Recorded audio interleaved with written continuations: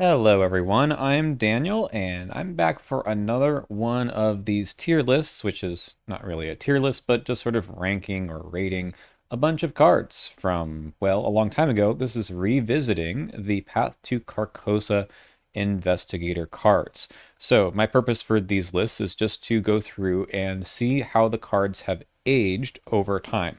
I've done this for the core set, which I think was kind of important for understanding the core set cards themselves because they're still, of course, people's first entry into the game.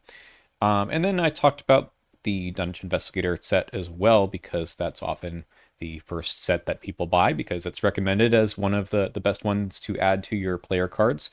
And now I'm going to look at Carcosa. I think this series may peter out at some point, although it is fun and interesting, and I'm sure a lot of you enjoy hearing about card evaluation. But really the purpose is not just what do I think of the card, but how good is the card in the entire card pool today, especially with newer investigators? Are these cards that really only fit into a couple decks early? Are they ones that have gotten a lot better with some newer investigators and additions to the card pool? Or, is this just something that they forgot about and it's just been ignored or maybe just totally outclassed? So I think the different categories here are fairly self-evident now. The cards that were always really, really good are going to go to the top.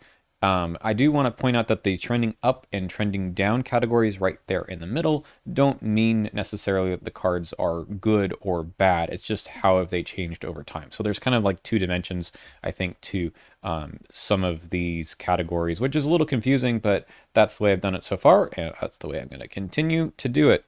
Of course, you can't see any of that because I forgot to show you on the screen, but there indeed are all of those categories that I was just talking about. So let's just look at that again. Still one of the best at the top. Staples, but also just really fantastic cards. Still good, haven't really changed, but they're still serviceable, fine cards. Trending up and down, I just told you about. Still just okay, it's just okay cards, but haven't really changed over time. And I really reserve the ones that I think never made any sense and still really don't get any play at the bottom. My gut feeling, having thought about this, but not too much before starting this video, is that the Carcosa cards are really hit or miss. And it's not until a little bit later in the game's lifespan that there are more consistently reasonable cards. I think a lot of these fit into particular archetypes that didn't make that much sense at the time and now have gotten a bit better as the card pool has expanded and more investigators are interested in the effects. So let's see how true that is. That's just sort of my feeling having looked a little teeny tiny bit. Well, let's start with Inspiring Presence because it's kind of one of those cards. Always a fine card. So this is a card that heals 1 damage or horror from an ally at your location, and you ready the ally. So often when I've seen people play this, they just are committing it and healing, and that's good. Not great, but it's better if you can ready the ally, and there's just not that many allies where that is relevant. At the core set, this was certainly the case for B-Cop, which is I think where this is the home for this card is supposed to be. What else was there in terms of Guardian cards? I mean, it doesn't have to be Guardian; it could be anything. Um, I honestly can't think of too many. Brother Xavier from before didn't exhaust, I don't think, for his abilities. Well, he dies anyways. He wouldn't exhaust. Um, and I don't even think there's an ally in this set that this makes sense for. So I don't know. It's good for Mark in that, you get to heal something off of a card and then use the ability to draw more cards by placing more damage on it. But I don't know. This is actually going to go into trending up for sure because now there's a lot more allies that exhaust that you want to ready, and more investigators like Vincent Lee or Carolyn Fern who can take this and get some added value. Charlie Kane as well, right? There's certainly a lot you can do at Charlie if you get this, because then you get to take another test and exhaust the enemy again. So I don't think this card was that exciting at first, and now I think it has a lot more homes. All right, let's keep going. I don't want to spend, there's 92 cards here. I don't want to spend hours, but we'll see how it goes. Let me handle this. This is your kind of encounter deck protection.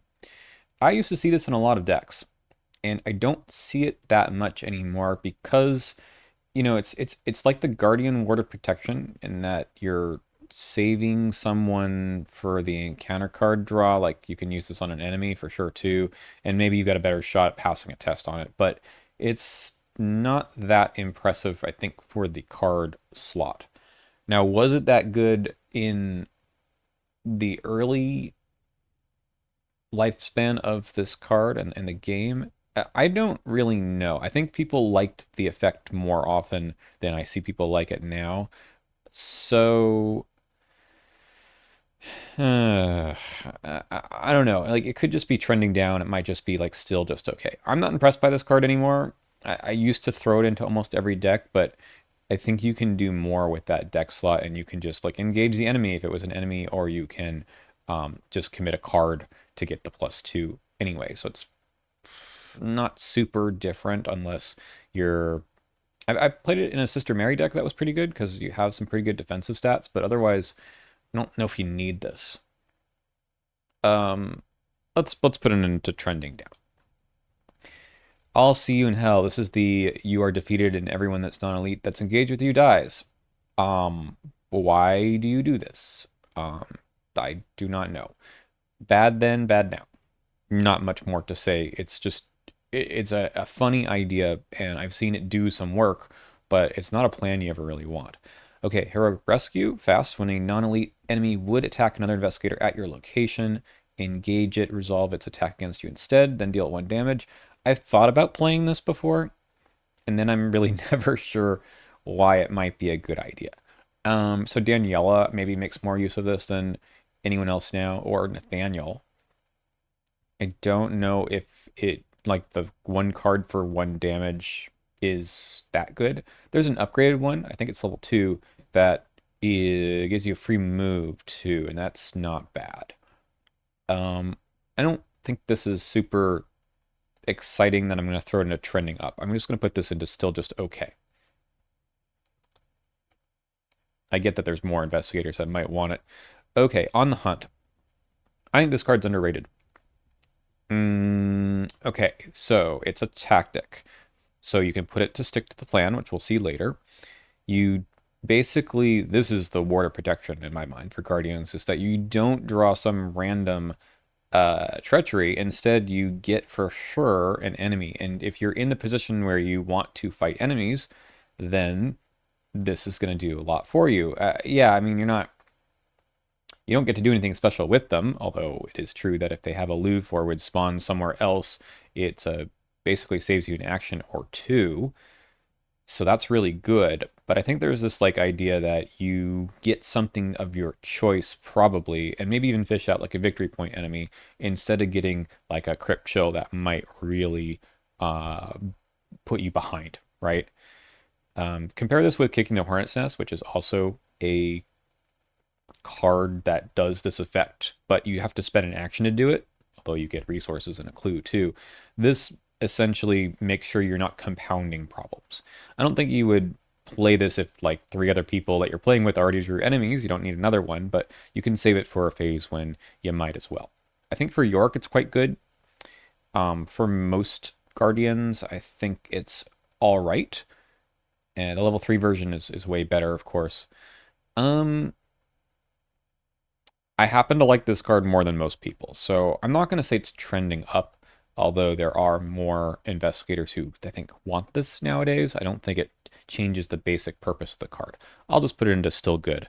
Um, Again, it doesn't go into every deck, but I don't evaluate cards quite in that way. I want to know how good it does the thing that it wants to do and how many people are interested in that and how much does it fit into your gameplay loop and style to begin with. I see Inspiring Presence as fitting as a important component of decks that deal with allies more than it did originally. I mean, I guess Leo Anderson on the art here hadn't been released yet.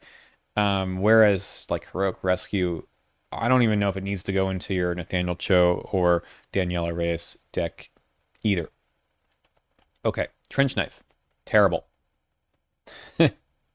Bad then, bad now. I've talked about this card before elsewhere on the channel. I don't even care about Dream Eaters. Like it still doesn't make any sense there, right? You don't. That is not the problem in Dream Eaters. You want to do extra damage. Okay. And I don't even care about the engage actions. Don't provoke tax opportunity. That's also kind of um, not good. 32 Colt.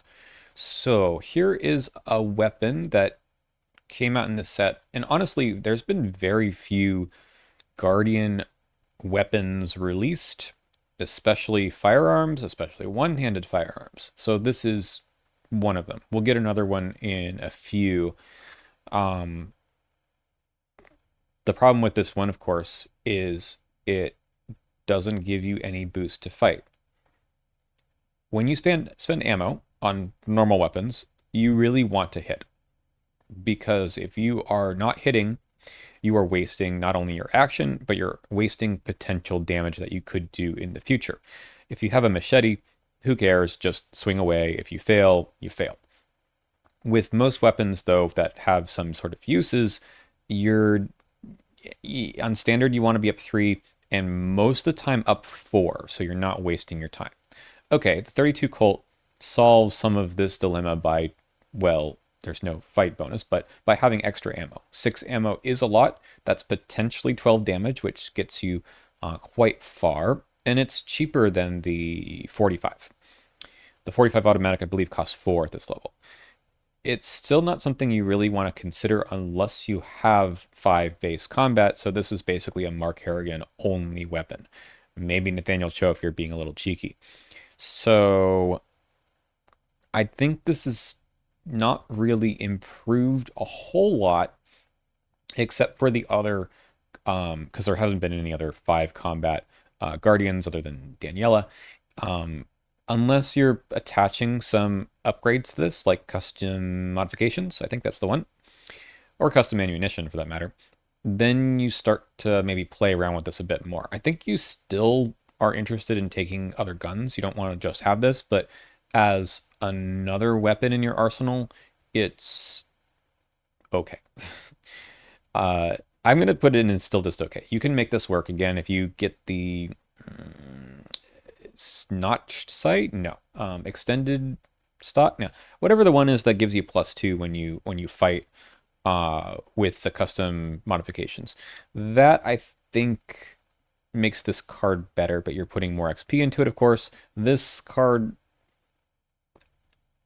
it's okay. If you're looking for more things to be able to attach your custom modifications to or custom ammunition, I guess you probably want to put this in your deck because you don't have any other choices as a Guardian. I think I'd rather put the rogue guns under those, but that's what we got. It's all right. There's an upgrade in Return to Carcosa, which is kind of neat, that reloads the gun, and that starts to get a little more interesting to me. True Grit. Maybe assign damage dealt to investigators at your location. That's all it does. 3 health and 3 cost. Slotless, which actually I've underrated. So Mark Harrigan, I think, makes use of this. That's who it came out for. As a place to put damage that wasn't direct damage, essentially. Tommy can do something with this. It's just a really slow and expensive asset, though. You might put it into Sister Mary. Honestly, like, even though there's more support for this idea, and again, slotless I think is important, I don't think it's card slot. In other words, the fact that all it does is that justifies it anymore. I think you're more likely to play something like Hunter's Armor in a fairly uncontested slot, and get this plus the sanity. Or you upgrade into things like, well, more Hunter's Armor, but what's the card? I mean, Obsidian Bracelet's a hand slot. What am I thinking of? And there's a lot of other ways to soak in Guardian, so I don't think this. I don't know. It's okay for level 0, and level 0 cards are allowed to be okay, and I'm gonna leave it there. Mano a mano. Play only as your first action. Deal 1 damage to an enemy engaged with you. Does not provoke attack opportunity. Hooray! You've done 1 damage for 1 card. You can do 2 with Nathaniel Cho. I guess that's okay for 1 XP. There's a 2 XP version, which I believe does 2 damage. That's much more interesting. Why do you need this? Maybe you are a... I don't know why. Maybe it's like a vicious blow, I suppose. Like you play this first, it does 1 damage, and then you do your fight with a gun or something, and now you've done 3 damage. If you can't fight because you're Carolyn or Sister Mary or something, 1 damage doesn't solve any problems. Very rarely for you to spend XP and put this into your deck. I don't think this is that good. I think this is actually even bad. I see that has the play only as your first action thing too. I see sort of the idea maybe of as a vicious blow that is um, testless, I guess, but it has too many restrictions. If it was just deal 1 damage, end of story, that's a little better, but it's not. At least it's free. I just don't see it. Okay, Ever Vigilant. Finally, we've got a good card. This is a card that is still one of the best cards to put under Stick to the Plan, which we'll see in a second. But the fact that you are spending 1 action to play 3 things, basically getting you net 2 actions, but also you're getting 3 resources out of this. I mean, I've seen people play 2 things with it, and they say that's good enough. That's fine. I think that it's one of those cards that even don't even need to have Stick to the Plan for it to be good if you're running a fairly asset-heavy build, which this allows you to do. I played this recently in Skids, so an off-class Guardian, and I used it to get all 3 things out and reduce the cost by 3 every time. And that was solo, so I think that that kind of action compression is amazing. The 2 icons that are matching, even if you run out of things to play, it's going to be useful. Those are the best 2 matching icons you can get. I know it's in Guardian, but you can commit it to someone else or just get up to 5 on a test. It's really good. You're never going to be sad to see this in your hand. Unless you misplayed and played all your things on turn 1, and then you, in upkeep you drew this and said, but don't do that. Play as if this is going to help you. Next, combat training, level 1. I should say about Ever Vigilant too that there's a level 4 version, which is pretty sick. Combat training has a level 3 version, which is way better than this. Okay, so fast, limit 1 composure in play, so you can't put another one into play at the same time, even if it's the same copy, right? Same title. You can't discard this one by playing another one. Not that you'd want to. Okay, non-direct horror must be assigned to combat training before it can be assigned to your investigator card. We're going to see other composures later. I'll explain the thing once. If you take non-direct horror, so a rotting remains, for example, you can't put any of that horror on your investigator card unless you put 1 horror onto the combat training goes away, and then you put the other 2 onto your investigator card. What you can do, though, is if you have a cherished keepsake out, you can put the 2 horror onto that, and then 1 horror onto combat training or onto an ally or something.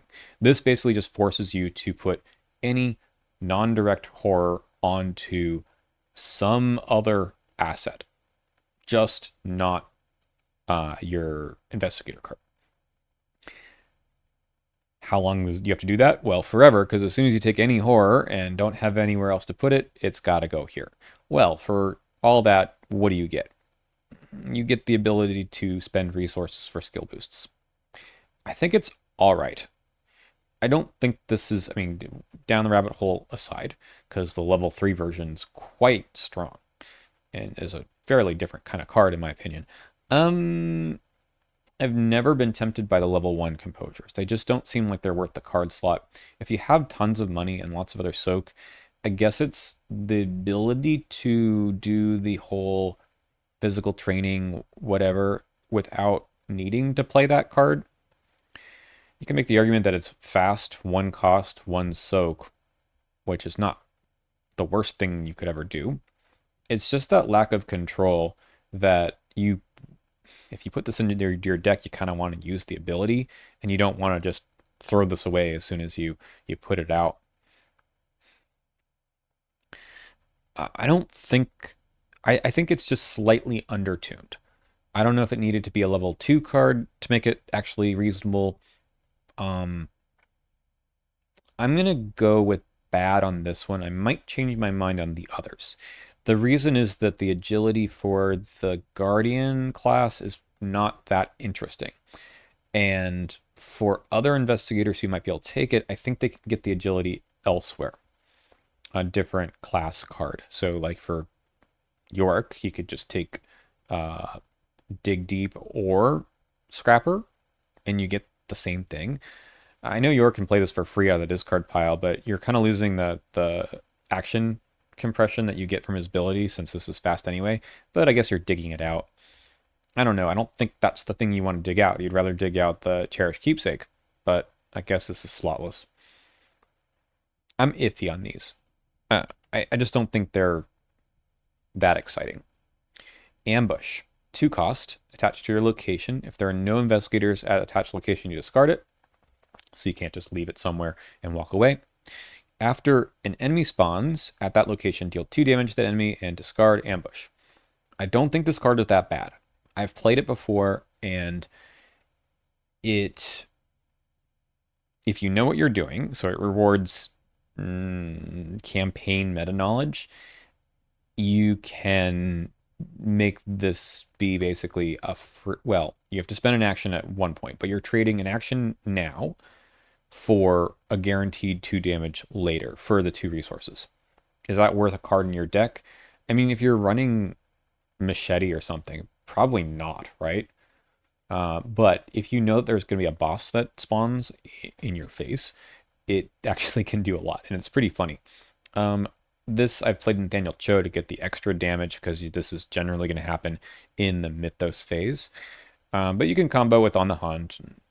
That is another tactic, so it's not the worst idea. Not the best idea. It is kind of fun to feel good about this card. But is it trending up? Is there more ways to force an enemy to spawn now? I don't know about this. Is there any reason other than Nathaniel Cho kicking the hornet's nest? Is there any reason this is better than before? Are there more campaigns that have predictable enemy spawning?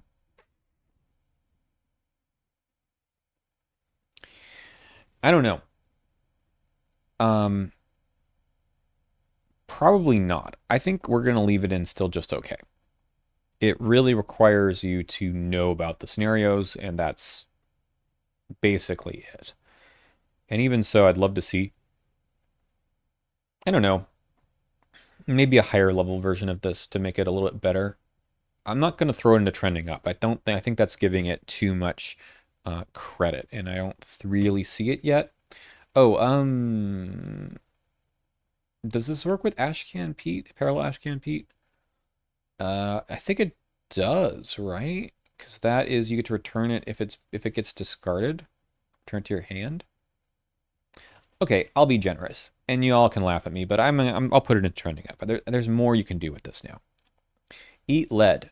2 XP now. Fast, when you activate the fight ability on a firearm asset, you may spend X additional ammo tokens. When you reveal chaos tokens for this attack, reveal X additional ones, choose one to resolve, and ignore the rest. Okay, so insofar as there's more ways to add ammo to things, I guess this has gotten better, but it also seems kind of... So you're turning your 32 Colt that has 6 ammo on it into... Maybe you spend 1 more, although there's a level 1 version for that. A level 0 version, I mean. Uh,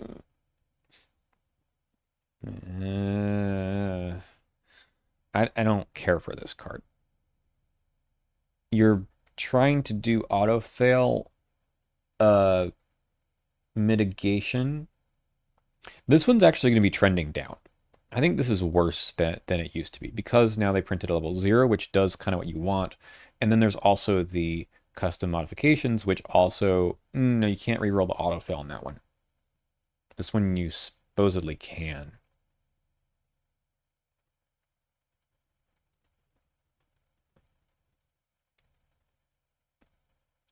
Eh, eh. The Guardian ones are just kind of garbage here. Okay, the 45 automatic level 2, so upgrade from the core set card. I'm really down on this card too, because all it does is give you +1 to your combat. It doesn't give you any cost reduction, and it allows you to ignore retaliate, which is not really that good because you got the combat bonus. So it's not really what you need. You needed maybe some cost reduction or extra ammo or something. I think this is not really changed since it came out though, because like I said, this is one of the very few one-handed Guardian weapons. It's still just okay. I think you can do better with the XP, but maybe you can't because you're trying to run one-handed weapons. Maybe don't. Maybe just save one more XP. Okay, look, if you're rogue, you don't play this, right? You play the Mauser. If you're survivor and your off class is Guardian, right? You probably don't play this either because we're talking about York, basically. That's it. York probably has other weapons nowadays, two-handed or even the fire extinguisher one-handed. So I don't think you need guns in York. You can do some fun things with, I guess, Act of Desperation to get in the discard pile and then loop it back, but I don't really see a gun York deck out there. All right, stick to the plan. Okay, this is just still one of the best cards. I wish I put more in this trending up and down thing, but I just haven't. This card is incredible. You thin your deck by 3 cards, and it's the 3 cards that you actually want to see every game. You might want them at the very beginning, you might want them somewhere in the middle. Usually people go like Emergency Cash, uh, Ever Vigilant, and then maybe Dynamite or something that is situationally good. There are so many tactics though. I put what's the new one? Task Force is a pretty good ad here. But just the mere fact that you get to take 3 cards out of your deck is huge. Helps on the mulligan, helps on just your overall consistency. You only have to run 1 Ever Vigilant. Yeah, this is incredible. It does cost you 6 XP, so it's not cheap, but if you can, I've played plenty of Guardian decks where the first scenario you get, 8 XP or something. 6 of it goes to this because the earlier you get these permanent cards, the better you will have in all future scenarios. That's just the way it goes, in my opinion. So I don't think it's gotten any better. It's still just one of the best. Lastly, we have First Aid, and this has gotten a reprint in the original core set, and this is where I probably should put the exact same thing that I put the first time. I think direct damage and horror is better, more prevalent, better to solve for than in the past. So like my hesitancy to put it anywhere but trending up. It also can heal from allies. Yeah, okay, it should go in trending up. I'm gonna go check what I put the first time though, because I hope I said the same thing. Well, I checked. 2 things. One, I put it in still just okay. And I'm actually going to leave it in trending up now. It takes several months and you change your opinions about things, and that's fine. Thing 2 is I'm wearing the same shirt in that video, so that's embarrassing. But I promise you it's definitely not the same day as 3 months ago. So we'll just move on from that whole comment. Armor of Ardennes. This is a card I would love to put into a deck someday. When damage is assigned to the card, you exhaust it, cancel 1 of the damage. So first off, there's a couple of nitpicks here. When you cancel a cost, then you can't do the effect. So people always think, oh, let's just put Mark Harrigan's damage here, then cancel it, and you still get to draw the card. Haha, you do not. You cancel the cost. It's basically like you didn't take it at all. You don't get to you're not paying the cost, so you don't actually get to do the thing. So this card is quite bad because it costs so much. There's some cool icons here if you want to combo with well prepared. But this has just been outclassed with the card pool. I think it was probably okay as a source of damage soak for. We had Zoe, who had 9, Mark, who has 9, and Roland, who has 9. They don't need this. I don't think it was ever any good. It's certainly gotten worse. So maybe you put this into Carolyn can't take it, Sister Mary can take it, and then maybe that's kind of interesting. But there's still other ways for her to soak damage other than spending 4 resources and 5 XP. I don't think this ever was any good. We're going to stick this at the bottom as well. Sorry. Hey, now we're into Mystic. We get to talk about some different cards. The Guardian ones were just not good. Okay, who came out in this set? This is Akachi. Akachi. As additional cost to commit Torrent of Power to a skill test, spend up to 3 charges from assets you control. Because apparently you've got just tons of assets lying about in Akachi. And you don't know what to do with them other than to give you +2s. As long as they're willpower tests.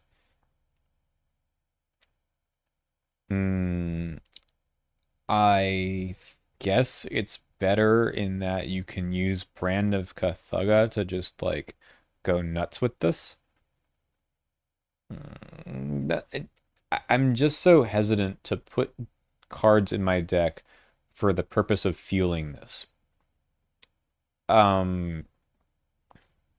Because it's just not, there needs to be more, I guess, of an archetype for wasting ammo or charges in this case, and I don't see it. You can put Decorated Skull in, I suppose, and it could be specifically for this card, but I don't think this does enough to justify wasting charges. If you're in a tight spot, yeah, I mean, I've played this card. I played it in Dexter also, because you can then just get rid of the card, and I was never particularly impressed. Have played it though. Soul put it in still just okay.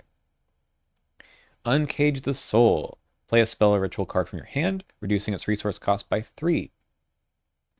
Yeah, so when this came out, I think this was a really strong card because you basically combine your emergency cash action and your play action. And it even could work on events that cost a bunch. There's a level 3 version, which is interesting because you get to play stuff from the discard pile. I think this is still a good card. It's slightly gotten worse. I don't know if it's gotten worse enough to put it under trending down, but you can replace this with some other kinds of cards that get you resources. I feel like Voice of Ra, especially its tabooed form, gets you so much more money that you don't need this. And then you have the money for other purposes. I'm going to be kind, I guess, and I'm going to leave it in still good. I think the card effect and the idea of action compression here is fantastic. I think I like Prophetic a little better, but that's a level 3 card. Let's keep going because we're going a little slow. Quantum Flux. Shuffle your discard pile into your deck, draw 1 card. This is nice for Safina and her weakness. It's good for Dexter, kind of. Good for Dunwich. It's fine. I think it does some cool things sometimes, but it's a card you just throw in, I think, to Safina to try to avoid the problem of her weakness just crushing you. And like I said, Beyond the Veil. That's kind of all I want to say about this card. Astral Travel costs a boatload of money to move to any revealed location. And if you happen to draw one of those awful symbols, then you must discard an item or ally, otherwise take a damage. Yeah, it's a tech card. I think you include it if you know that that's going to be helpful. Otherwise, don't. Storm of Spirits. This card's gotten better. I think it's easier to afford this. I think dealing 2 damage to every enemy at your location is probably better than it used to be. And the 1 damage I don't care about so much to every investigator. The 2 damage to everything is quite good. Uh, there's an upgrade that's even better, but I think this is gotten better. Let me justify why. Swarming. Um,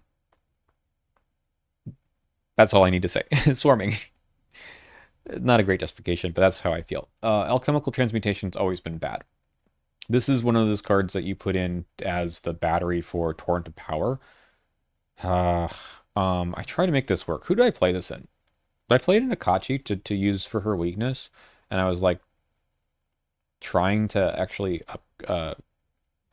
get some resources out of it too.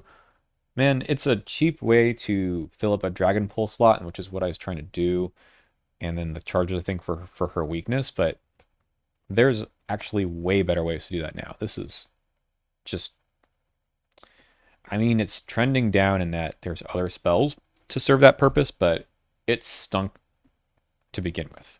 So I'm going to put it under trending down with the whole caveat of cheap spell with charges is what I'm judging it based on. Well, I mean, what else is there? There's, well, Scrying was already in the core set. What else is there that's cheap and level 0 and fills an arcane slot and has those charges? Maybe nothing. Man, card's not good. Take the physical trauma instead. David Renfield. While he has at least 1 Doom on him, you get +1 willpower. Good. Exhaust him, place a Doom on him, and gain 1 resource for each Doom on him. Yeah, he's been tabooed to be max 3 resources because the guy is crazy in scenarios that have huge Doom thresholds. I mean, he's still crazy in those. So he has gotten way better with, say, Amina, Marie, ways to, well, you could ready him with inspiring presence in this. Charlie Kane. I think there's just way easier ways to mitigate his issues, and that's why they needed to taboo him as well. St. Hubert's Key. +1 to some really good stats, -2 sanity, that doesn't matter.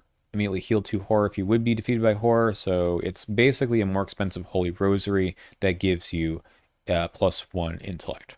Really good. Is it better than it used to be? No, Daisy could take it and really liked it.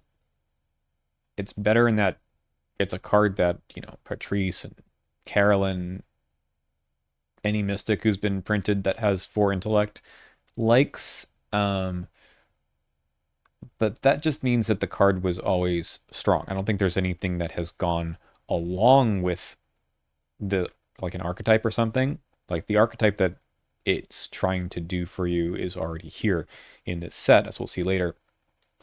I'm going to put it in still one of the best. If I put this in every deck that could take it, I probably would. It's expensive, but it is worth it. Grounded. This one I'm not going to talk much about. I think it stinks. It's bad. Next. Spirit of Thane. This one has gotten worse over time. This had the ability to let mystics fight and use a hand slot, which was otherwise uncontested, and you could basically get the +2 on other spell cards as well if you didn't need to fight. So getting this like +2s on a card, on an asset like this, I think is quite good. I think this card is probably underplayed just because you have other ways to get that now. 3 resources, a hand slot, it's okay, but nowadays you play other cards. You play Prophetic. I think you just do that instead of this. Yeah, 2 more XP, but who can play this but not prophetic and actually wants it. 'Cause it's only on spells. Is there anyone? So prophetic is survivor, mystic, guardian. Who's playing spells if you aren't those three classes? Hmm. Safina? I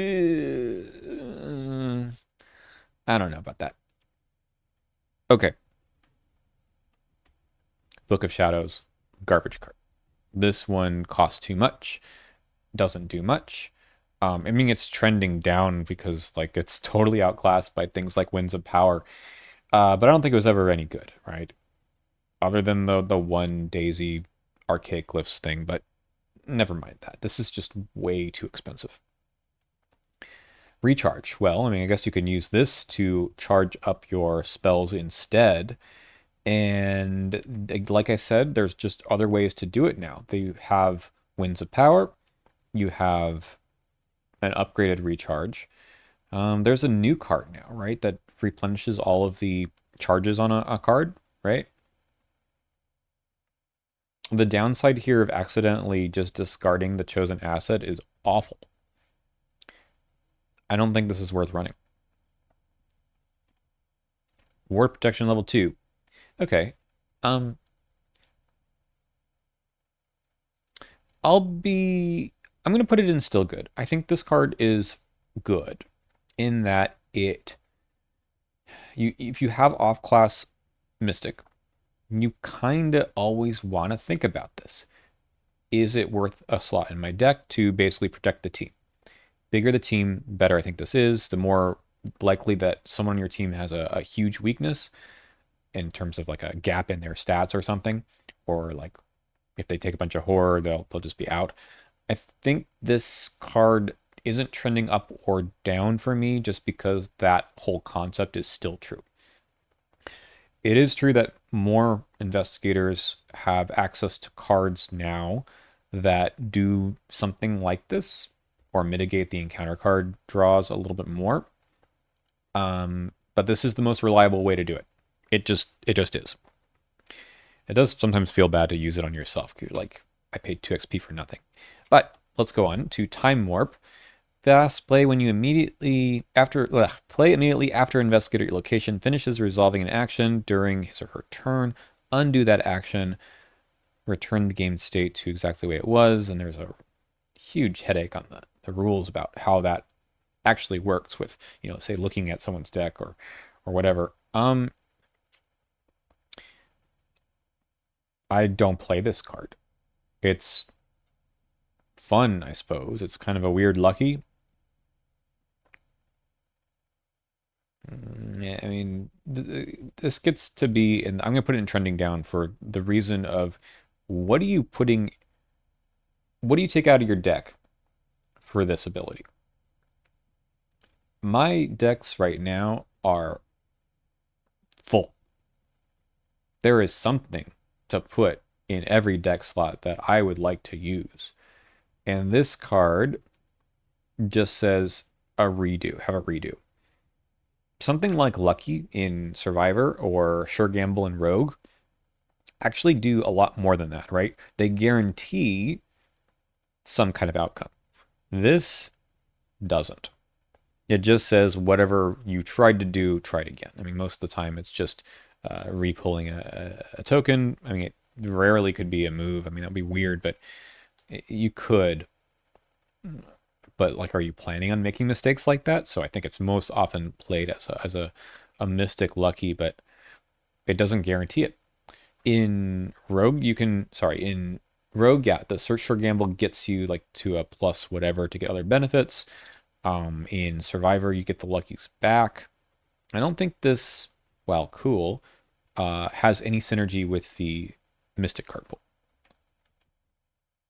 Arcane Initiate upgrade. You can forego the Doom if you want, and instead put 2 Horror on this guy. And it doesn't do anything else other than make it 1 cheaper, which, that's something, right? It's a luxury buy. Hmm. I mean, the card itself is fine. It's just the Doom is kind of good on the original, right? I guess it has one extra soak. I think I maybe that's what it's better for, but the Arcane Initiate is generally like a card you find that you get rid of as soon as you can, right? You're trying to get rid of the Doom. It's a way to place horror from your spells. I don't think it's gotten any better or worse. It just is still there, still okay. We're gonna put it in still okay. Scrying level 3. This is pretty good in Gloria. Mm, so it's much better than level 0. Is it any better now other than Gloria? I guess you could put this in the Dragon Pool deck and make some use out of it. I think this is still just an okay card. Like, the effect is fine. You actually now get horror for looking. I don't know. We're going to put it in still just okay. I'm pretty down on these cards today. I don't know what's going on. Seal of the Elder Sign. Do not reveal chaos tokens from the chaos bag of the test. It's just an Elder Sign.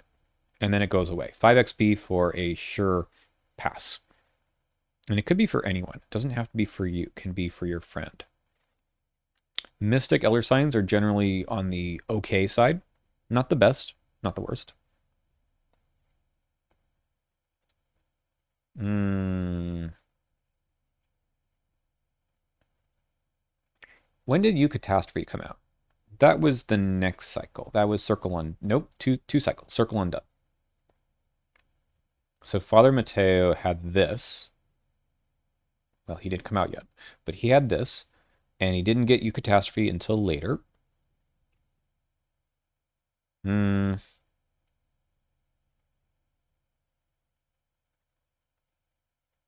And the Mystic here was Akachi, Jim, and Agnes. None of them had good Elder Signs. Akachi's is all right. I don't know how to rate this one either. I don't think it's a very good card. I think it's just way overcosted. It's a spell. We're gonna put it in still just okay. I don't want to put it under bad. Um, but really none of these cards are ones I play. Oh boy. So we've got the neutral skills. These are the ones that I kind of mentioned earlier. Combo with St. Hubert's Key, kind of. You can only commit these if you have three or fewer remaining sanity. I think if and all of them are this way, right? This is Reckless Assault, Run for Your Life, and then Desperate Search. You can only commit these if you have three or fewer sanity, and otherwise you don't get to commit it at all. I think today, if they were printed, I think they'd be more like Well Dressed, where they gave you one icon and then three more if you had three or fewer remaining sanity. So they're not just dead. So sure, you can engineer this within the thick of it with arcane research. Um, I guess that's fine, but you're doing it for +4, and you're always putting yourself on the edge. It's good with St. Hubert's Key. I guess you can run a couple copies of Say Your Prayers or something, but and there's a couple of cases in this campaign, Carcosa, that makes sense, but I've tried the Desperate Patrice deck before. It's desperate, man. I don't think anything has come out other than in the thick of it that makes this any better. I wish there was one with wild icons because you really just have to pick, because of your card slots, which one you are going to use. So I've seen Say Your Prayers more often because it's trying to keep you from taking more horror for the most part. The other ones are just kind of bad. Oh boy. I guess I got to get them all into the bottom. They're just not doing it. They're really not. Calling in Favors though, I think this is kind of like its friend Inspiring Presence. It is going up. There's more ally decks. There's more things you can combo with this. Charlie. There's the hit and run, right? That's the one where you put an ally into play and then take it back. There's a funny thing you can do with calling in favors with it. The card is just more generally better, right? Mandy does some fun things with this. Yeah, we don't need to say more about it. It's a good card. You put it into a lot of decks, you really can. Emergency Cache level 4. Gain 4 resources or place 4 supply tokens. Yeah, this is trending up too. I kind of think this card is not too good, but it's a supply, so it also can go on stick to the plan. And there's more things to put supplies on. You start thinking about fingerprint kit. Um, what's the one? Alchemical distillation has supplies. Strange solution, I guess, at the time this came out. Cleaning kit, like these are pretty reasonable justifications for just using it for that second mode, but you always can just take one resource if you needed to, if you don't feel like you need all of those supplies. I always thought that the level 2 version, getting the extra card, was better than this, but maybe not. Maybe not anymore. This card is boring. It's been tabooed to cost 10 XP now at being exceptional, so you only have one of them. And it's just you play the deck where you put all the horror on this first and then on other assets like Peter Sylvester, and you just run this kind of bonkers investigator that has +3 to all their stats. I hate it, but we'll put it up there because it still does what it says. Still does what it says. Let's move on to rogue cards, which are always a little bit more exciting. I always want to think about, like, at what point in the card pool did the rogue cards start to get good? And it's somewhere in between this set and the next one, Forgotten Age. This card has gotten really good because I think it's easier to make this not really a gamble. I'm not even sure. I mean, it's possible that back in the day it was always quite good, but to me, I look at this as fast emergency cache and lets you maybe commit a card to something. It really is more useful now because I think rogues can use any of those 3 stats, most likely combat or agility, and be confident about passing by 1 or more. I'm not sure that was the case before, but it's, I mean, there's more that you can commit this to now. You don't have to worry about the fact that you cannot commit it to lockpicks because you have got Thieves Kit. There's just more. I think rogue cards are always going to have the still or trending up just because it's the class that combos. And the more cards that you have that go together like that, the better the earlier cards were too. That's just the way I think things go. Daring Maneuver. Yeah, so this, I'm gonna say that this is still just okay. Um, there's more probably that you'd want to use it for, but I still don't think it's worth a deck slot. I've played it before in Rex, which is kind of funny. You don't need it to protect the lockpicks. Like, I think that's a little bit much, but you might want to do it to prevent like an exhaust on a Mauser. But I think you just take your chances and hope that this card, instead of being this, is something else. But I think the card is pretty interesting because it's like a Lucky, but not. Ooh, you could use this with Katana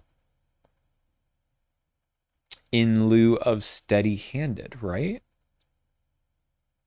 Or maybe all 3. Who can take all 3?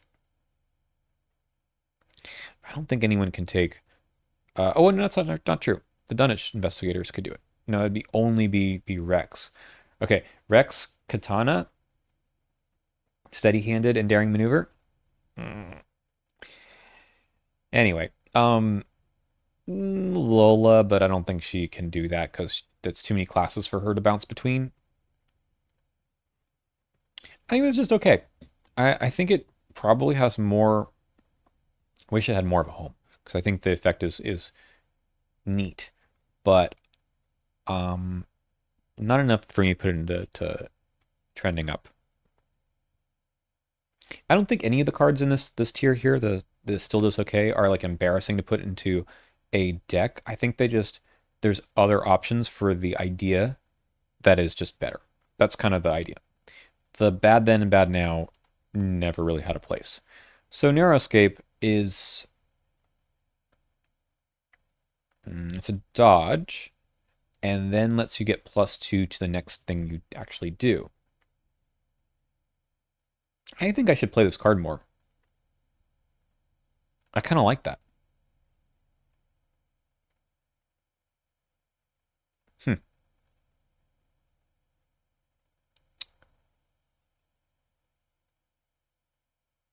Hard to rate here, though. Trending up, no. Trending down, I don't think so. I think this ability is still fairly unique. But I don't think the card is good enough to warrant anything but the still just okay. But I like this card. I think I should play it more. Sleight of hand. Okay. Right. So Taboo List said no. First, it was like I think only one-handed assets, and then it's now changed to level 0 to 3 item assets.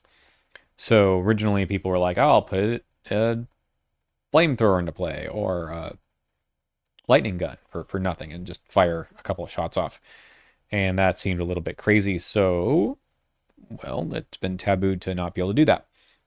That said, there's a lot of things you can whip into play and not taking attack opportunity and saving the action and still being able to fire off a gun is pretty strong. I think there's just more things to do with this that the taboo sounds like it's kind of killed the card. It really hasn't. Like you can do the level 3 Thompsons and be pretty happy about that. Cheap shot. Mm, card's all right. Add your agility value to your skill value for this attack. If you succeed by 2 or more, automatically evade. So it's good for like having a boss enemy not attack everyone during that round. I think I like breaking and entering for this idea more because I think the clue generally ends up being stronger than the 1 damage. Um, but you know, maybe like Tony or someone might see the value in this. I think this is just okay. Maybe it's gotten worse because of breaking and entering. Let's put it in trending down because I haven't put anything there in a while. Great reason to put cards in tiers, right? Haven't done it in a while. It goes there now. Stealth. I played the level 3 version, which I think is really good, but I don't think this is good. I think spending an action for the pseudo evade, because it doesn't actually exhaust them, and it just might re-engage you or them very soon. I don't think you want the action for this. That's all I need to say about it. Having played the level 3 version for its intended purpose, not for the Kaimani purpose, which is also fun, um, shows that there's some power here. The ability is one that you can deal with, but the power to me was it was an extra action to evade. All right, so Finn, maybe Wendy can use this, but we can do better than that. Knuckle Dusters. Here's a weapon. Uh, deals +1 damage attached and attacked enemy gains retaliate. So no bonus. Somehow you're gonna pass. Who is this for? Sabina? Jenny? Skids? Come on. Tony? Yeah. I played this in Charlie, and yeah, you can get your number high enough that it's kind of funny. Sure. Where are we gonna put this? I want to put it in trending up just because there's some stupid things you can do with this, like guard dog, Leo, or Charlie. I don't know. Let's put it in trending up. I think it was just didn't make sense with the investigators or the card pool, but now I guess you can do something here. But that's I don't think it's a good card. Dario. Ooh, he's definitely trending up. I think this guy is actually quite good. Um, level 0 good. Don't get me wrong. So you can get a lot if you have the stylish coat. Having 10 or more resources is not that hard to do in Rogue anymore. If you want those two numbers, and not everyone does, those two stats, I mean, the willpower and intellect, this guy does a lot for you. I think you don't think of him as being anything but the soak and the resource generation until you get to 10 or more resources, and the hoarding lifestyle is fine now, right? You can play this with Black Fan and be pretty happy. Trending up for sure. If you haven't played him in a while, again, he doesn't go in every deck. Like you don't put this into the a gambling deck or something, or one that chews through resources. It's the hoarding deck. Okay. Moving on. Let's go to Karen's Obel. Mm. Um. So this sort of is based on what you think about the XP. I think this card is probably just a little bit overtuned. Maybe not a little bit, like a lot overtuned. Okay. People don't like playing with this because it causes people to play in selfish ways or ways that it just maybe isn't very much fun for the team, or you're concerned, right? If you're playing in solo, I think you should play this. Um, but the effect is absolutely nuts.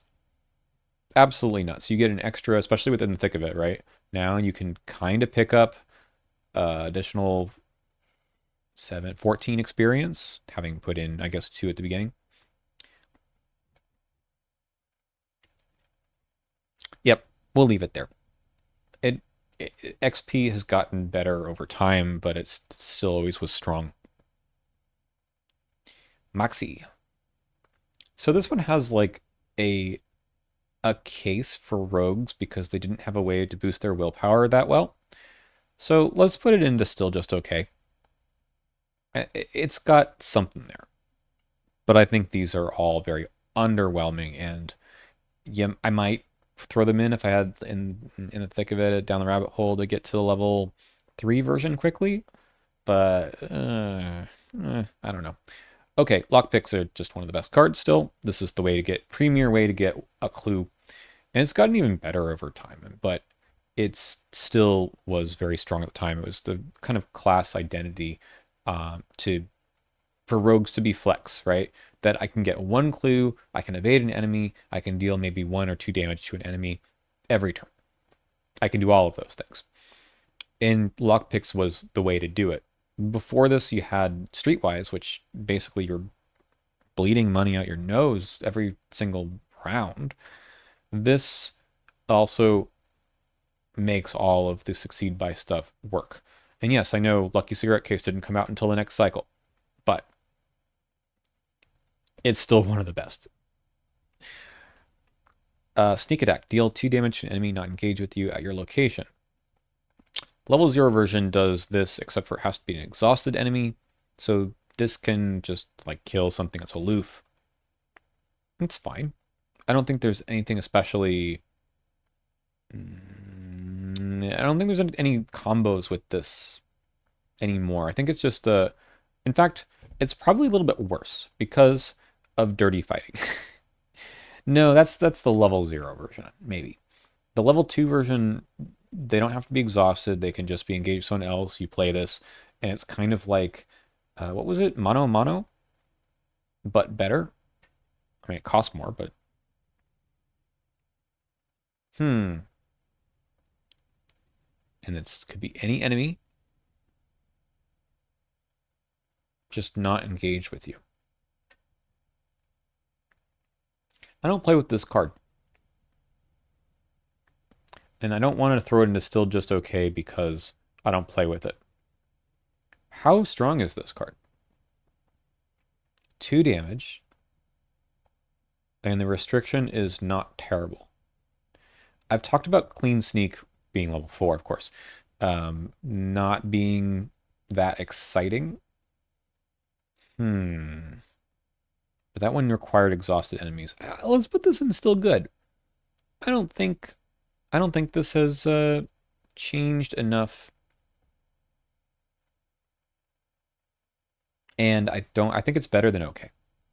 I think it is. Ooh, speaking of better than okay, pickpocketing. This is definitely trending up, but it's also just still one of the best. I think this was always, well, let's be real. The card is super strong. It is an engine by itself, right? You evade and get a card and a resource, and you can have two of them. It's fast. So the card has gotten better with Underworld Market. It's gotten better with Dirty Fighting. It's gotten better with Lucky Cigarette Case. It's gotten better with more investigators who want to evade, like Finn. Let's be fair, I'll put this in trending up, but I think this is actually just one of the best cards anyway. But I think it's trending up because the set of skids, Safina, and Jenny, well, they do have above average evade values, agility. But I don't think there was enough reason to evade. Suggestion is in this set, which we'll see in a second. We'll go with trending up. I still think that it's a piece to a greater puzzle that makes more sense with the larger card pool. But this is a highlight of that whole package. It just may not have been viable yet. I don't actually know. I mean, I was not playing in 2017 or whenever these cards came out. So I'm not sure if people saw this card as being on its own a reason to evade, but card is good. Very good. Derringer, +2 for the attack. If you succeed by 1 or more, it gets the extra damage. That's nice. Once per turn, if you succeed by 3 or more, you may take an additional action. Also nice. This is the same problem I have. Okay, like with well connected and more things to commit, it is pretty good, right? This card, you can get that extra action. I'm happy to put this card in my decks. It's only 3 ammo, but you, I think as a rogue, don't need to do all the damage. It's fine. But getting extra actions back is pretty neat. Also can refill it in rogue pretty easily. Still a great card. It's probably just gotten better. Well, I mean, the 3 ammo kind of sucks. Let's put it in still good. I think the card is a strong option for rogues who are fighting. Okay, moving on. We have the Lupara. 3 cost. XP level is 3 as well. Only 2 ammo this time. Playing it does not provoke attacks of opportunity. You get +1 and deal +1 damage, but if it entered play this turn, so you use sleight of hand or something else, you get an additional +1. So the idea here is it's 3 actions, maybe, or at least 2, and you get to do 6 damage. More ways to make this happen? Is that true? Or is it just a sleight of hand combo? Bob? More actions in general. Underworld Market can help with getting into your hand at the right point.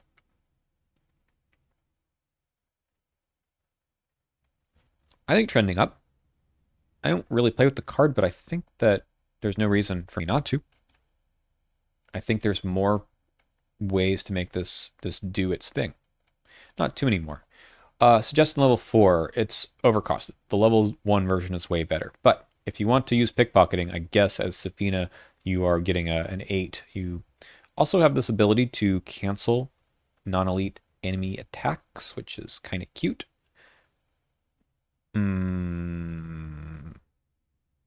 It's okay. I've seen it do things. I think it's just a luxury buy now because the level 1 version is pretty good. Level 1 version, the difference is it's, well, level 1, and it just doesn't have that cancel the attack thing. So it's like lockpicks. And if you run out of charges on this one, nothing happens. You just can't cancel attacks. On the level 1 version, you run out of charges, no more card. You have to discard it. Let's leave it at still just okay.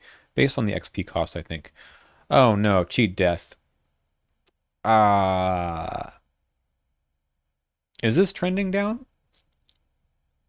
I've never seen anyone play with it anyway, so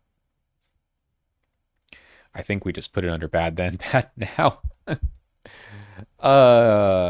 When I talked about this card before, and people have offered up it as one of the worst cards in the game, the problem is 5 XP buys you a lot.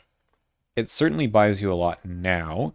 Maybe back in the day, it didn't buy you that much, but I, yeah, I mean, you can solve this problem by not spending that much XP. Well, yeah, everyone can remember a scenario that they played that they lost or that they were defeated in. And they would say, man, if only this card were in my hand at that time. But you have to have it in your hand. And that 5 XP has to be not like you took 5 XP away from some other solution. You probably would have died earlier with this card in your hand instead of spending it somewhere else. That's kind of where I'm at with the card. Okay, we get to move on to Seeker. This is abysmal. This is worse than I thought. That the cards were just bad to begin with. I wish that there was more to talk about in terms of them getting better, but I think that this is uh, kind of sad. Will Seeker save us? Maybe. Let's put Eureka in trending up. I think the card was always good, but I think with search effects being stronger because the cards that you're looking for are, I think combos in general are just more likely in the modern card pool because you find synergies between cards, and searching for a card I think is better than it used to be. Mandy gets 2, where she searches 6. It's a nice card. I don't think it's a super strong card, but it's nice. Guidance. Choose another investigator at your location who has yet to take his or her turn this round. That investigator may take an additional action during their turn. So it's Carson, kind of. In fact, there's a level 1 version, which is kind of nice, actually. This card is... I'd put it in a level 0 Carson. There's an amusing build where you play this in Farsight decks, too, to just have an event to give away. I don't think it's embarrassing to play this card. You wonder why you couldn't play something else, but I guess there's a couple support decks where that you can. Honestly, it's just Carson. You know, that's not enough for me to put it under trending up. Let's put it under bad. Just don't know why you would do this other than you don't think your deck does anything. That's not true. You're a Seeker. You always can do something. Are there any Seekers that have less than a base 4 of intellect? Amanda, but she really doesn't have less than 4.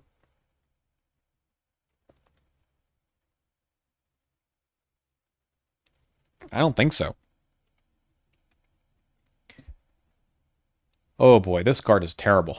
Fast. Play during any investigator's turn. Play only if you have 5 or more remaining sanity. Cost 1. So you have to have some restrictions here. 5 or more remaining sanity is not going to work with Roland. Anyway, choose a non-elite enemy at your location until the end of the active investigator's turn. That enemy gets -2 fight and -2 evade. Why don't you just play mind over matter? Well, because you can get it down to 0, and you can evade an enemy, I guess. It's the 5 or more remaining sanity that's awful. Yeah, so okay, if you're Daisy, which is the best case situation, right? Because you got 9, barring any other shenanigans. First off, you're not playing something like, say, Hubert's Key. That'd be terrible.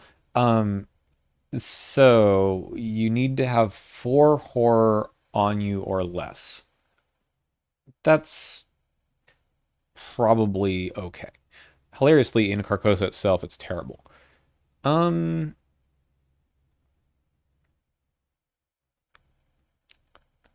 nah, man, this is not a card you want to put in your deck. Just don't do this. I don't even see why you would do it at the beginning of this game's lifespan. You want Mind Over Matter instead for this card slot.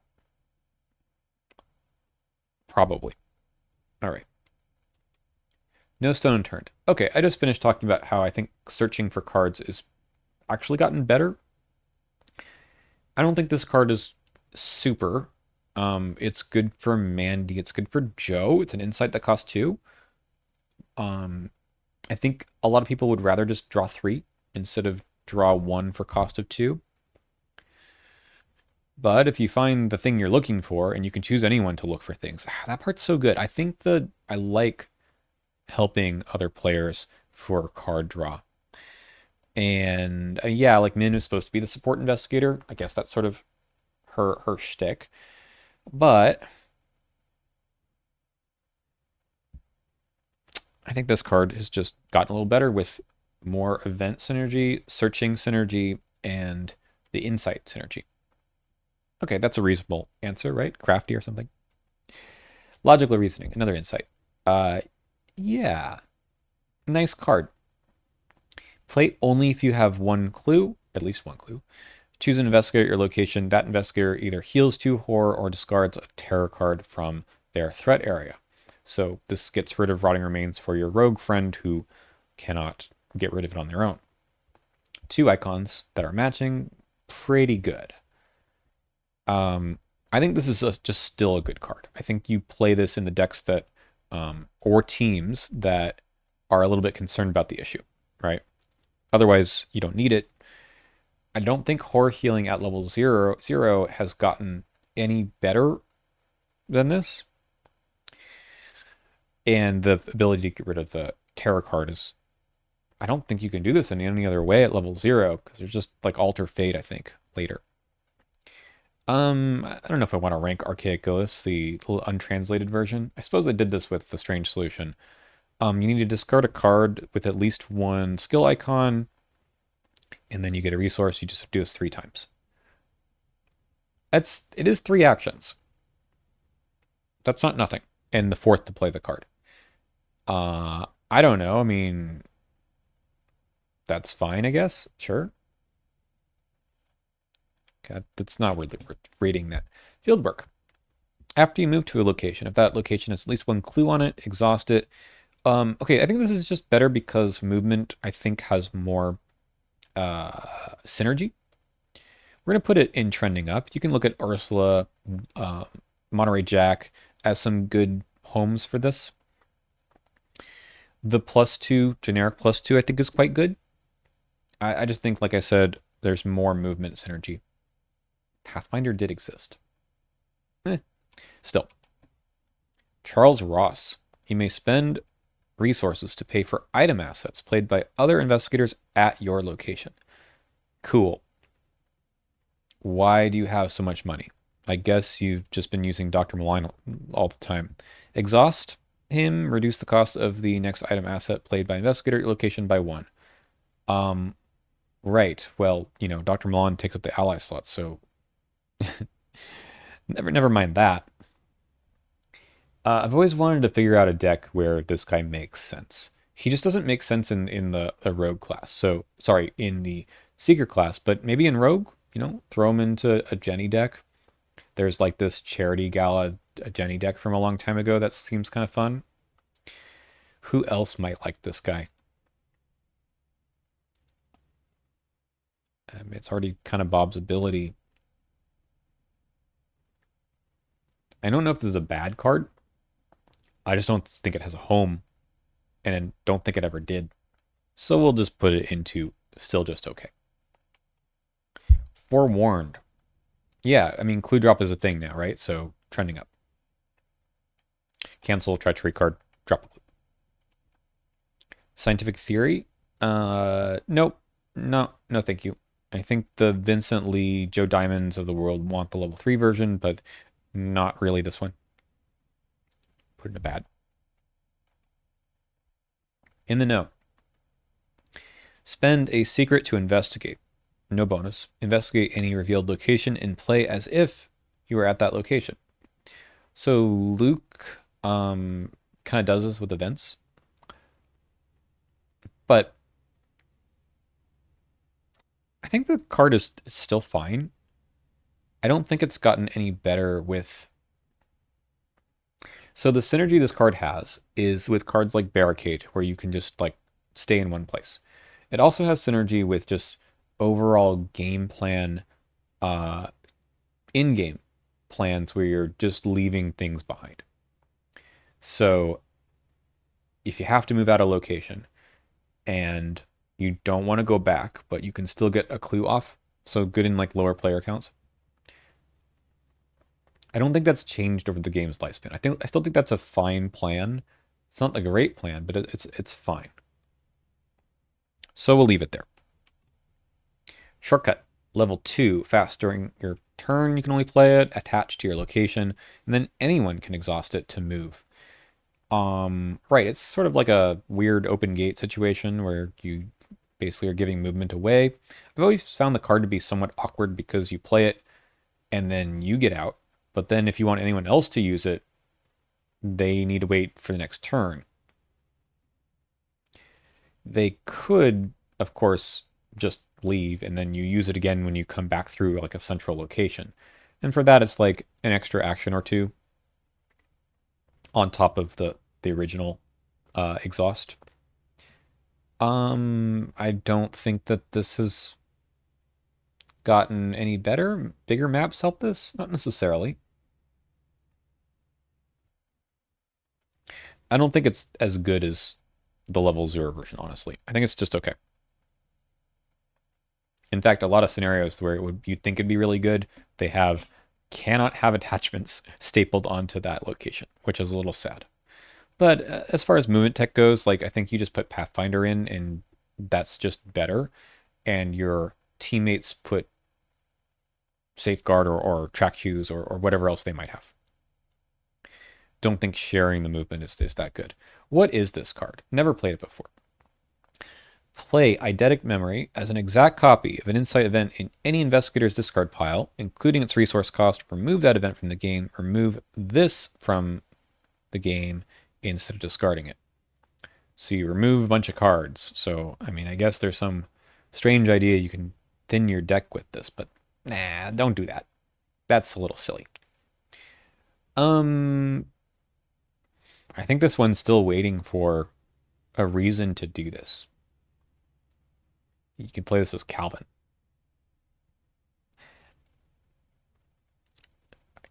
So there are other cards, and we're going to see one of them in a bit, that have to do with pulling cards out of other people's discard piles.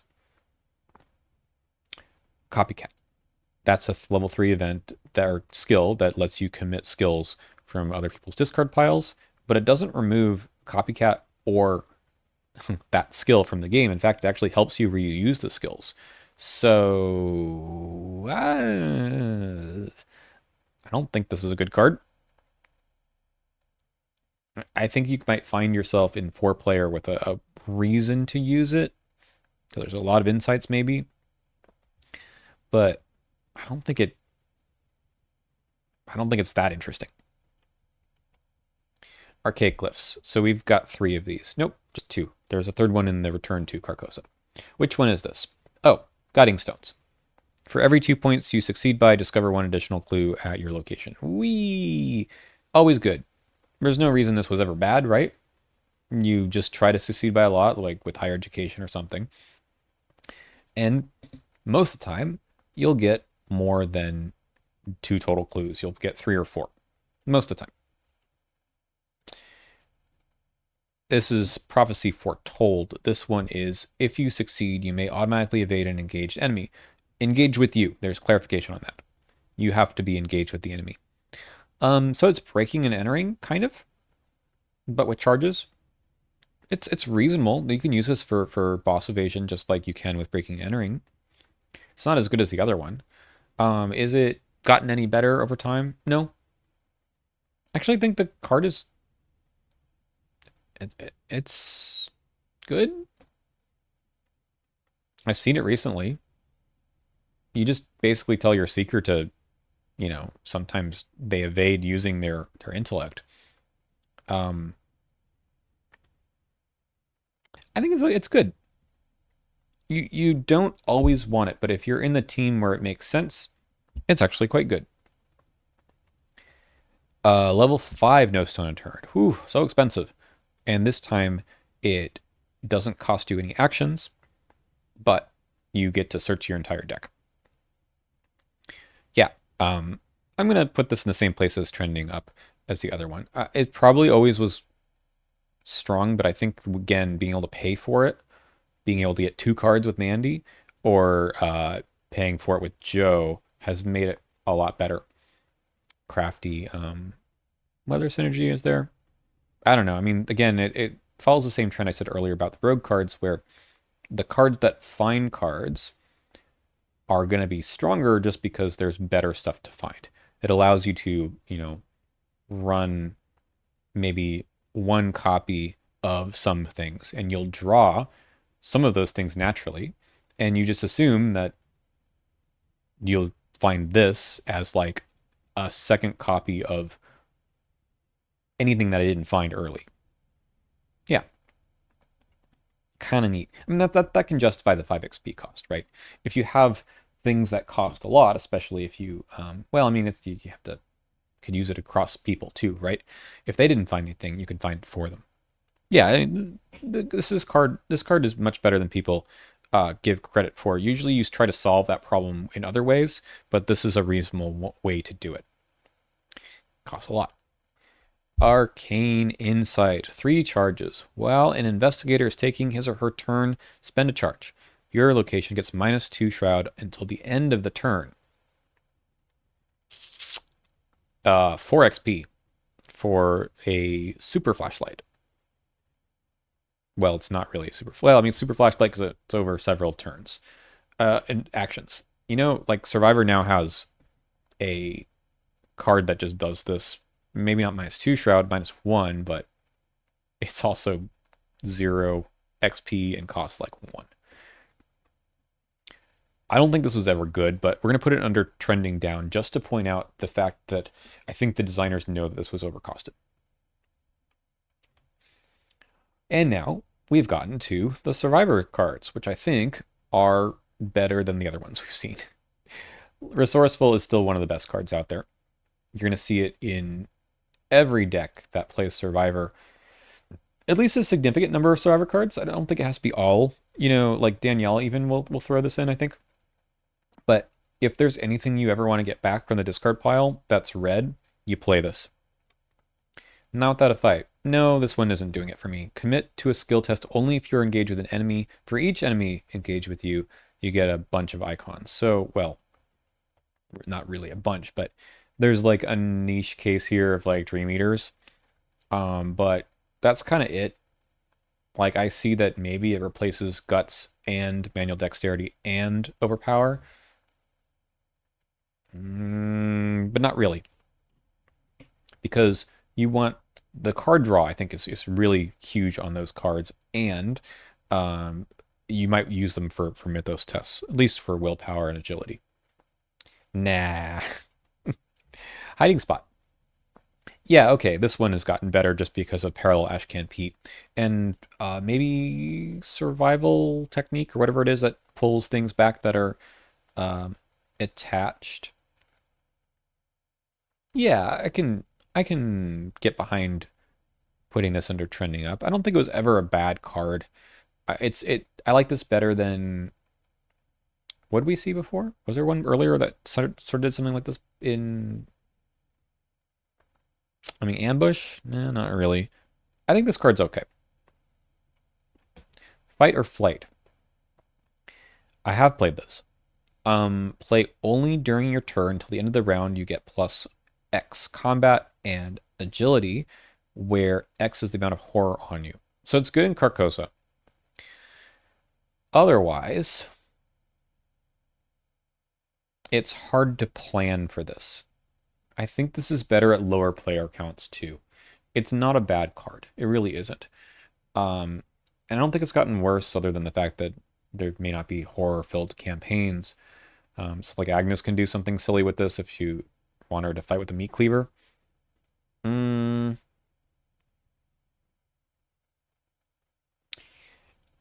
hmm.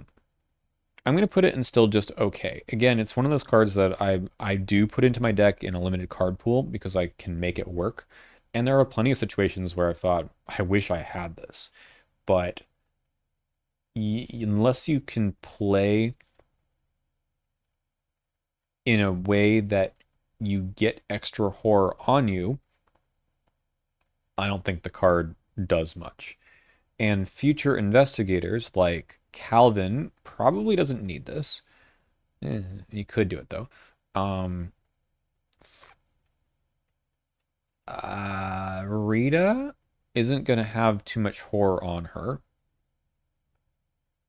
though it would be not a terrible choice. Yeah, I think this could get better in the future, but I don't see it yet. I haven't seen it. Waylay. Choose an exhausted non-elite enemy at your location and test agility X, where it's that enemy's evade value. If you succeed, defeat that enemy, and that includes getting victory points off of it. So 2 actions to kill an enemy. Yeah, this is a pretty good card. Has it gotten better since this is intended for Wendy, not intended for Yorick? I don't think that's what he wants to do. Ashcan Pete? Not impossible. But nowadays, I think Rita can do this. She might not need to. Calvin, I think, can make use of his big numbers. Probably a few other investigators I'm not thinking of that might be interested here. Finn, I suppose. Let's throw this in still good. I like a card that does a lot at level 0, right? Compare this to Monster Slayer level 5, right? I like that taking that big swing. 3 resources is probably fine for that ability. But I'm not sure that there's been much other support past this point. Chair's Keepsake.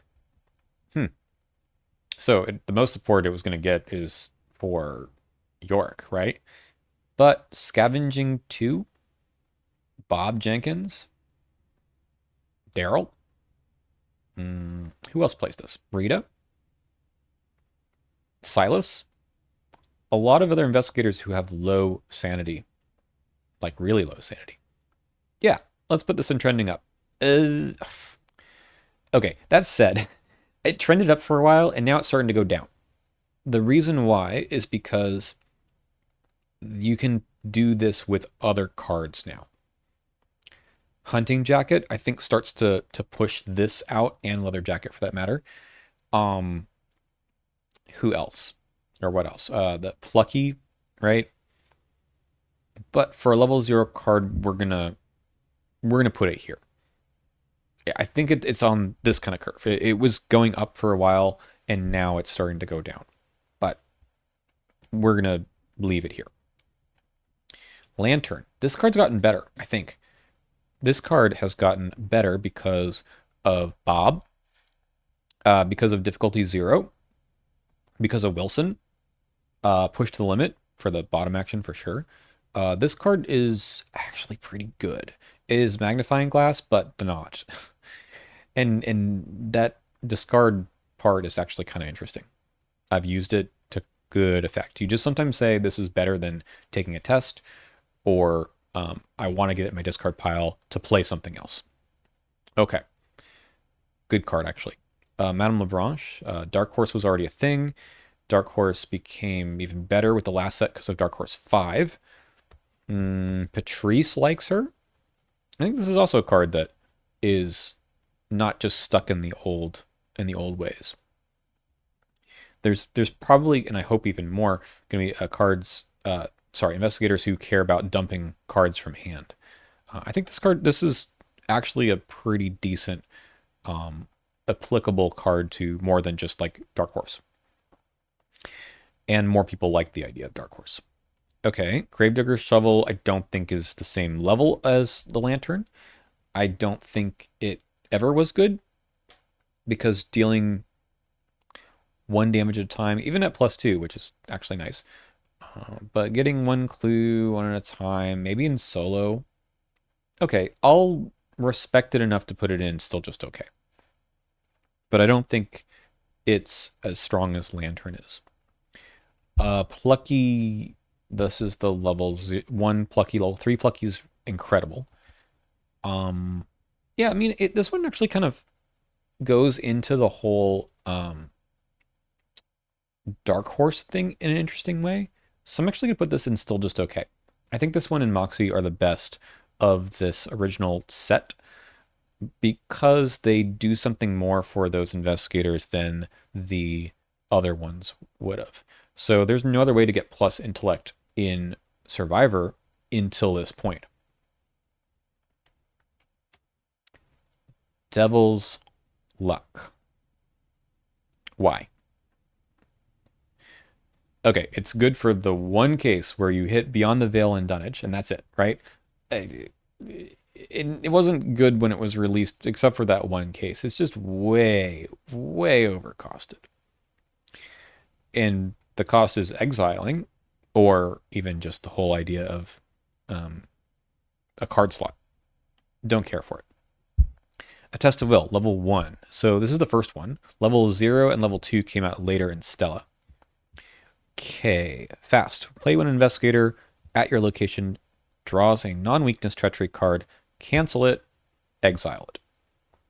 Exile a card, not Test of Will, not the encounter card. So, yeah, it's water protection, but once per campaign, unless you rebuy this. So these sorts of effects to me are trending down because I don't think Deja Vu, this is the level 5 or level 4 card that allowed you to rebuy exiled cards at a discount. I don't think that's that good of a card unless you're using this all the time. I think the level 0 and level 2 versions are better than this. And Survivor can perfectly fine spend XP. It's not part of their identity to have like only level 1 and 2 cards, and then you don't know what to do with the rest of your XP. It's just not the case. And it hasn't been for a while. A Chance Encounter. Woo, this card has gotten way better. I think it was always good, but it has gotten better with cards like Summon Hound and On Your Own, which allow you to sort of use this to your advantage. So I love this card, not for the Summon Hound thing. I think the Summon Hound thing is a little cheesy. So it says the Summon Hound thing is that card that came out in Dream Eaters, if you put Summon Hound into play, then you avoid putting the weakness into your deck. This says you put an ally into play, not play it. That's the cheese here. I've used it, though, to just steal allies from my friends' discard piles, because they're not going to get to those cards again. And then you play it on your own deck, so you get -2 to the cost of that ally. I think it's kind of fun. Probably not just that. I think you can do things with Charlie. You can do other sorts of things that make this card pretty reasonable. I like pulling things from other players' decks, though, because it allows you to do things that the game doesn't think you should be able to do. Newspaper 2. You get +2 while investigating if you have no clues. When you would discover one or more clues at your location, if you have no clues, you get another one. Hand slot. Okay, this card is deceptively strong, but only in 2 or 3 player and only in some scenarios. You really have to sort of look at the campaign, if you are able to, on a replay, and say, how many scenarios have me be able to spend clues willy-nilly? So, example, in Edge of the Earth, you spend clues to move into locations. So it's not like you're just spending clues when you advance the act, which probably a majority of scenarios in the game are like that, right? You move from location to location, you get some clues, you get a certain amount, you flip the act, and that happens like maybe 2 or 3 times.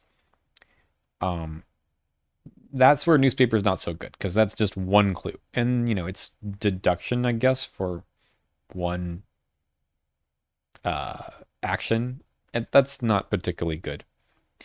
But if you're in a scenario like Edge of the Earth where you spend clues in, I think it's the third scenario, whichever the one is where you're moving around the city, you can spend clues and just get rid of all your clues to move from one location to the next. So you never need the clues in your pool. You can just spend them. And then you continue to get an additional clue basically every turn. So um more scenarios are like that than you think. I know I just pulled out like one or two, but there's the Innsmouth one where you're spending clues to put stuff into from the leads deck into play. Like you do this often, you're getting a huge amount of value. So I'm gonna say, okay, let's think through the first three campaigns. Actually, forget about Night of the Zealot, but Dunwich. How often do you just spend clues like this? I think you lose your clues in the train scenario. You spend them in the museum scenario. That's okay. Uh, I can't think of you spending clues all that often in the other ones. Carcosa, where this came out, you spend clues a lot in the catacombs. You spend them in the finale a lot, possibly elsewhere. But Forgotten Age Plus, I think it's just going to be more often. So we're going to put this on trending up just because I've got a thing for this card. I think it's if you are putting it in your deck for the reason of I know the scenarios make me spend clues, then it's quite good. Okay, keep going because there's only three more cards left. Snare Trap. Haven't played with this one either. Attach to your location, limit one per location. After a non-elite enemy enters, attach location, exhaust it, disengage it, attach snare trap to it, and then you get rid of this. Well, I put, which one is it? Hiding Spot in trending up.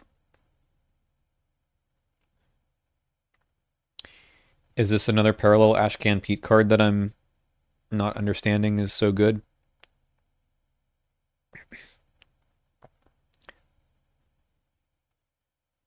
Would enter. I feel like Hiding Spot's just better than this, right? Kind of does the same thing. Similar, but I don't know how to rate this one. What do you guys think? Just okay?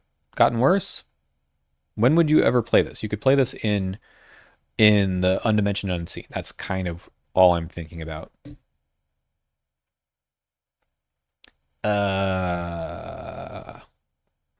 I honestly don't know. We can put in trending down because I think there's other ways to do this, which is more interesting. There is the Under Surveillance card. I don't know. Let's just keep going. In fighting, this card was always bad. I think it's one of the worst cards in the game. It costs 3 XP to cancel all attacks made by non-elite enemies against you this phase, most of which don't do that much damage or horror. And you can only use it during the enemy phase. So you have to find yourself in the situation in which they all come in to your location and then you just cancel all of it. Why? Right? Dodge, level 0 card, basically does the bulk of this. Like, just don't have 3 enemies in your location. Try to have only 1 or 2. And you're in Survivor. You can tank these attacks. This is not worth 3 XP. Maybe at the time there just wasn't enough to spend XP on, but I mean, Snare Trap seems better than this, right? All right, last card. True Survivor. Trending up just because innate skills, there's just more of them, right? There's lots of innate skills. And you can pull this back with Resourceful. That loop always existed, but I think that the number of innate skills and people like Silas and Hank who want extra innate skills or can take more innate skills makes this even better. I don't think you need it in York. Don't think you need it in Ashcan Pete. Well, you could do a skill build with Ashcan Pete. but you probably are thinking about this once you get to someone like Silas, um, pretty much Silas. And if you're like doing the Eucatastrophe loop, I suppose you want it as well. Yeah. Calvin can take this. He's interested in this as well. I kind of wish that Calvin had a way to draw spirit cards and not just take them. If he like puts boxing gloves in, I suppose that's kind of a cool build idea. Anyway, we have finally, after an hour and 45 minutes, reached the end of our list. But I want to do just a quick look over. I said at the beginning that I thought that this did not have as many cards that aged as well. That's not quite true. There's this. Here, let's get rid of the True Survivor. Um, there's this chunk here that are cards that I think are very playable, and even some of the trending down and still are okay, just okay, are okay. Um, but what surprised me, I think, is just how many cards are in this chunk of just okay or bad that haven't gotten a boost. And this is sort of the whole purpose of this whole series is how many cards or which cards have been printed that just don't seem to fit into the larger card pool. You can make the argument that the composures, because there's an upgraded version, might see more play, but I don't recommend them. I think you just skip to the level 3 version and forget about the level 1s. These other ones, it's just these cards have been outclassed, I think, for the most part. There's not much to do about things like recharge level 2 because there's just a better version of that. There might be something in here that could see some more some support. And I'm looking at the ones in still just okay for that. I think the ones in the bad then and bad now are just unsalvageable at this point, which is sad. Cards that are at the top, yeah, they're they're very strong. They're staples, but there's fewer of them in the whole set than I had previously imagined. The trending up ones, yeah, like these are reasons to buy this box set if you haven't already picked it up, because they do fill out, I think, more decks than they used to. So I'll leave it at that. Thank you all for watching. I'll do another one of these, I'm sure, for the Forgotten Age, which has, I think, some more stronger cards. I'm a little disappointed by this one, but that's okay, because, again, with a full card pool, there's always going to be some that fall to the bottom. I'll see you next time.